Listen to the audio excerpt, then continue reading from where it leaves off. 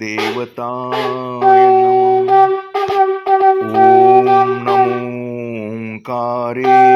ओम नमो ओंकारेश्वर देवताय नमः। ओम नमः शिवाय, ओम नमः शिवाय। अवधूत चिंतन श्री गुरुदेव दत्त।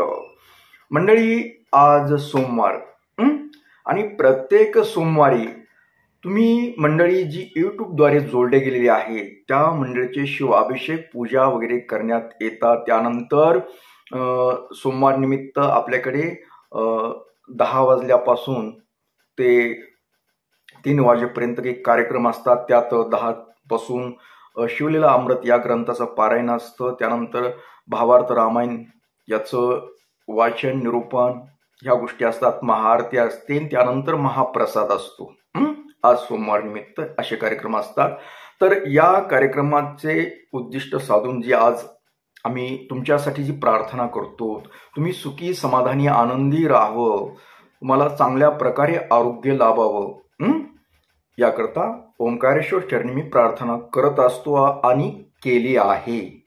तर मंडळी, आता कार्यक्रम समजा थोड्या वेळ चालू होईल आहे, तर त्या कार्यक्रमात मी गडबडीत आहे, परंतु एक तुम्हाला बोलायचंय मला आज।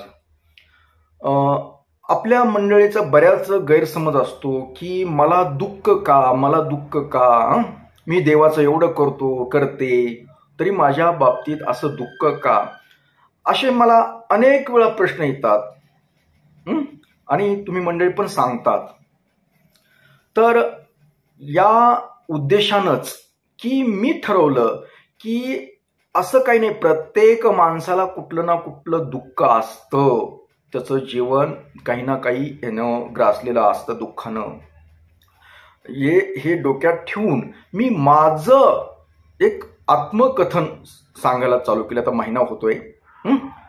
तर ही का सांगतोय मी तुम्हाला की मी एवढं पूजा पाठ अशा गोष्टी करत असताना असणारा माणूस सुद्धा, जे का लहानपणापासून मला शंभूचा आशीर्वाद आहे, असताना सुद्धा माझ्या जीवनामध्ये किती दुःख आलं, काय काय संकट पार पडलेत, मी कसा बाहेर पडतोय आणि शिवभक्ती कसा करतोय, याविषयी मी एक आत्मकथन सांगत राहिलोय।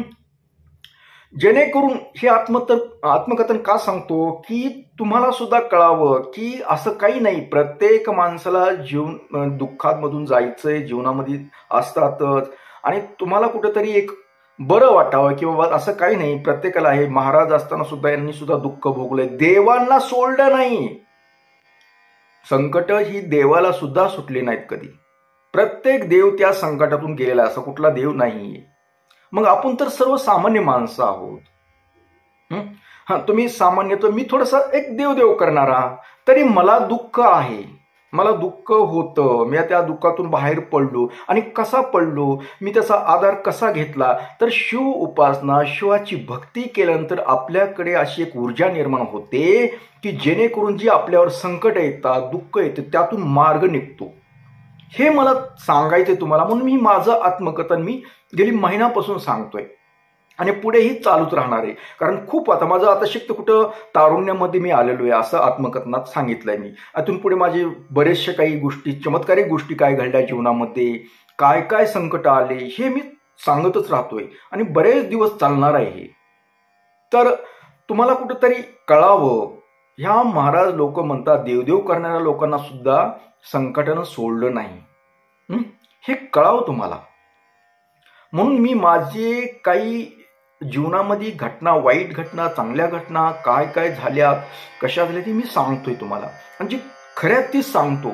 उलट मी कमी सांगण्याचा प्रयत्न करतो, एवढं भयानक कार्यक्रम झालेले आहेत, मी थोडं सांगण्याचा प्रयत्न करतो आणि तुम्ही ते जरूर ऐका। कारण ते ऐकल्यानंतर तुम्हाला सुद्धा वाटेल की नाही बाबा, आपल्या जीवनात काहीच नाही, या महाराजांना सुद्धा किती भोगलंय, असं वाटावं आणि तुम्ही शिवभक्तीच्या मार्गी लागावं।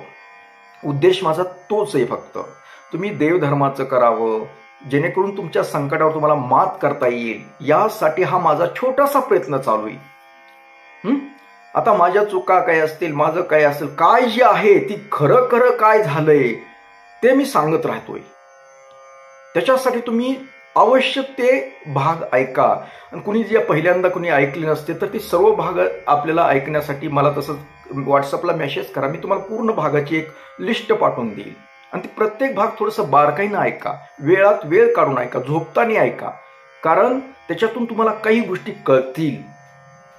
संकटावर मात कशी करता येते आणि भक्ती मार्ग कसा अवलंब करायचा ह्या गोष्टी कळतील तुम्हाला.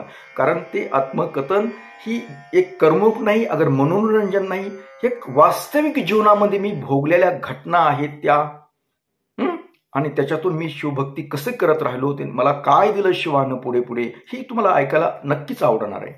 त्यासाठी तुम्ही माझं आत्मकथन जरूर ऐका.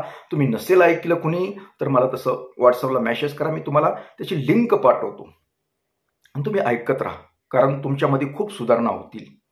कारण मी भोगले, म्हणतात ना अगोदर वाट पुढच्याला ठेस मागचा शहाणा. मी ठेशी खाल्ल्यात, मी पडलो, लागलं मला, पण तुम्हाला तरी लागू नये म्हणून हा माझा प्रयत्न आहे.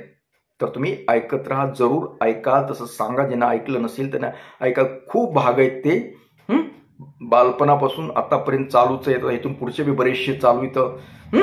तर असो, तर आज एवढंच. माझ्या मागं पण आज गडबड आहे, आज कार्यक्रम असल्यामुळे. तर मी हा कार्यक्रम इथेच थांबवतो आणि परत भेटतो उद्याच्या आपल्या कार्यक्रमात. तोपर्यंत मंडळी, ओम नमः शिवाय, जय हिंद, जय भारत. सुखी राहा आणि समाधानी राहा.